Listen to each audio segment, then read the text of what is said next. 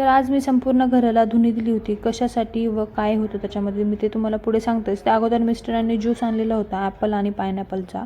तर तो पिला. ॲपल वगैरे खाण्याचा खूप कंटाळा येतो, त्यामुळे मग ज्यूस आणलेला होता. तर तो पिला आणि पुन्हा एकदा कामाला लागले. तर शंभूने आज गन आणलेली होती, तर ही बबल गन होती. तर त्यांनी याच्या अगोदर पण 3-4 वेळेस हीच गन आणलेली आहे सेमच.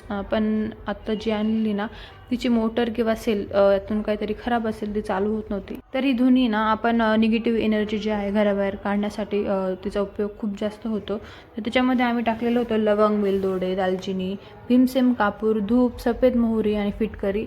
तर यांनी हे सगळं टाकून मस्त पेटवून घेतलं आणि सगळ्या घराला त्याची धुनी दिली. तर सगळ्या रूममध्ये फिरवून घेतलं आणि नंतर मेन डोअर जो असतो तर तिथे ठेवलं, म्हणजे एंट्रन्सचा जो दरवाजा असतो तर तिथे ठेवायचं.